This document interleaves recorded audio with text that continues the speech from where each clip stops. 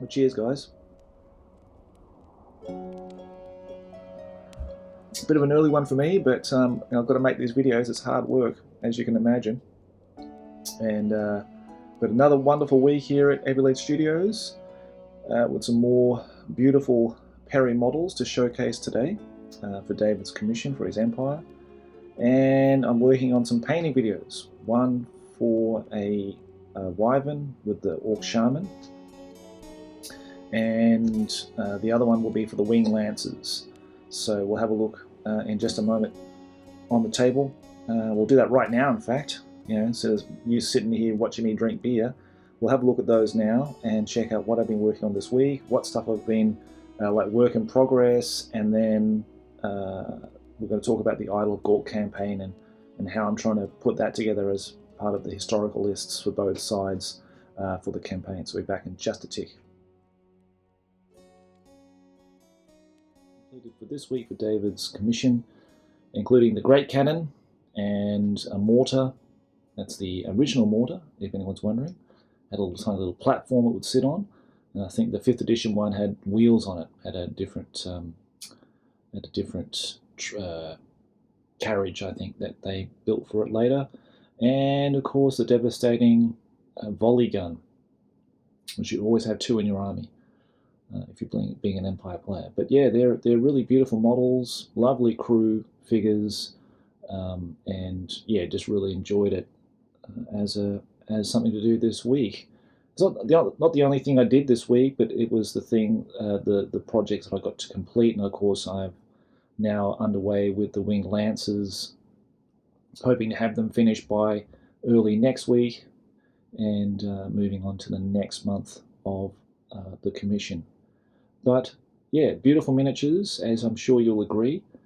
Wonderful character to them, timeless miniatures. They haven't aged a little bit, and I'm sure people still use them for either fantasy wargaming or historical gaming. I know that they grace the battlefields of Nevermind the Billhooks, plus many others. So guys, thank you very much for looking at this particular commission. Let's now move on to other things that are partly painted and on the workbench. Okay, so we have some beautiful archers. These are just gorgeous, these models. Now obviously they're all in the stages of painting at the moment, but these are all armored archers with some kind of chainmail and chest plate. But really beautiful miniatures. I'm really enjoying painting those today. So they're underway, and also started painting stuff for myself, which is just unbelievable. But I've actually got a chance to just say, that's it, we need to paint some stuff for the campaign. And I needed 20 crossbowmen. So I do have 12 already. I've got another 12 here, which we painted in the Tillian paint scheme. There's a particular little conversion I did here, a little cheeky conversion. These are like the plug-in armed miniatures that the Perrys did, and it came with a metal crossbow, and I had a plastic one left over, so I cut it off, and also with the plastic, and just merged them together to make a simple conversion, but they all sort of match, the crossbow heads match now. But glorious looking miniature, this one. I particularly love this guy. He could also be a champion of the unit if need be. But yeah, beautiful models. Again, still a work in progress there. And so I'm going to do the archers first. There's another 2 that need to be stripped first to be painted to make a unit of 10. So that's kind of next month's quota on miniatures I'm working on already. I've got the command groups out here, wonderful miniatures. There's a hornblower, this massive warhammer, and this old stoic looking guy, again another classic, I'm sure you'll agree, carrying his helm and the eye patch, his halberd. They'll be part of the halberd unit, and the standard bearer. And I'll have a look at, I'll just show you some nice material. If you're working on an Empire army now, or you're looking to start one, and you're looking for things like banners, I'll just give you some nice resource materials just to head you in the right direction if you're looking for banners to do for them. I actually had a second one of these, So I asked David if he would want this one for me to paint up for him, and he agreed. So that'll be one to do for him. I think he's Karl Franz's sort of champion and friend and companion. That when he goes to battle, he will carry. I think it's Ludwig Schwarzhelm, I think is his name. I could have got that completely wrong, but yeah, he's kind of like the army standard bearer.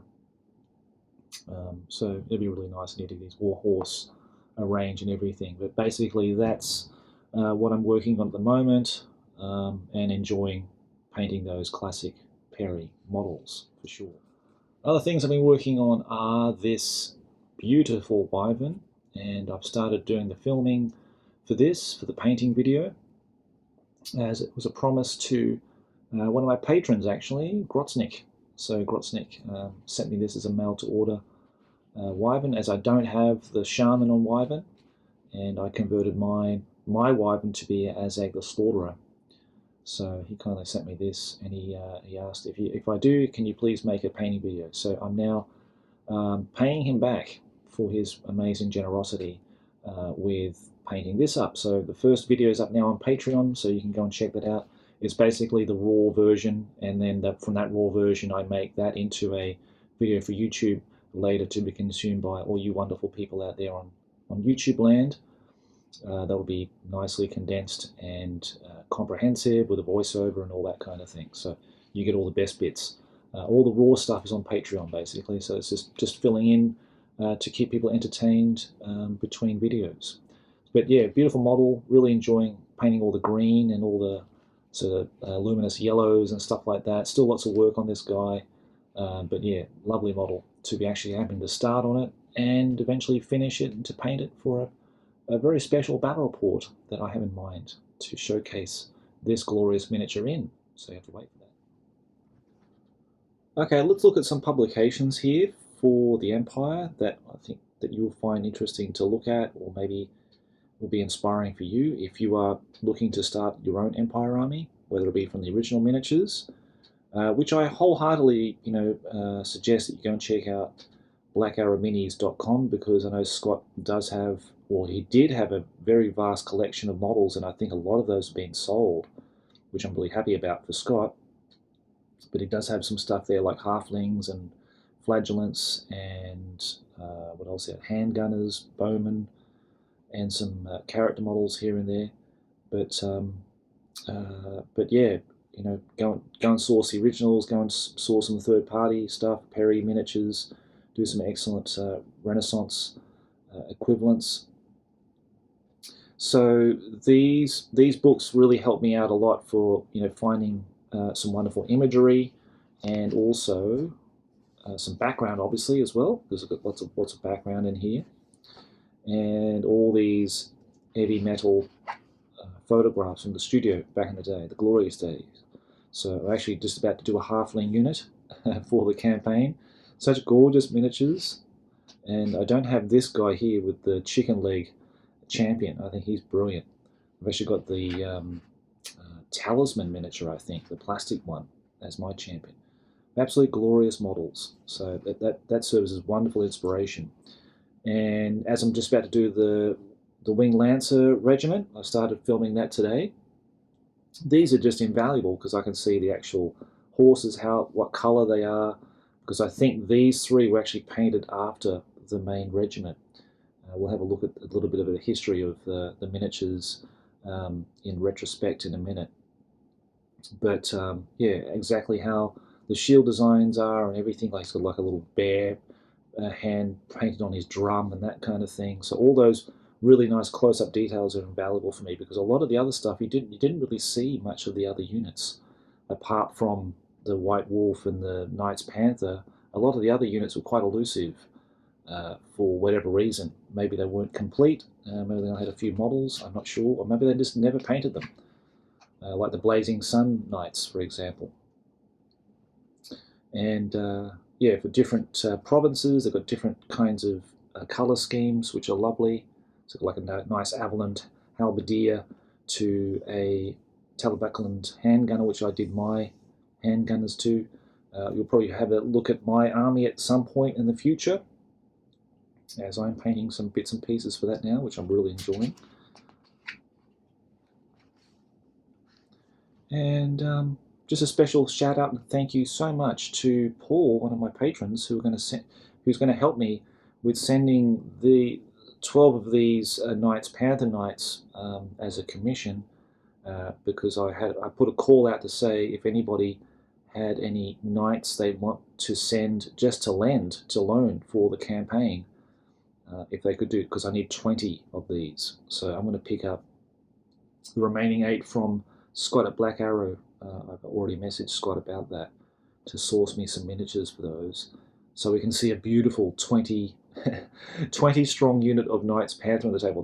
That'll be incredible. I think that's for the 4th battle in that scenario, in the campaign, I should say, which would be incredible.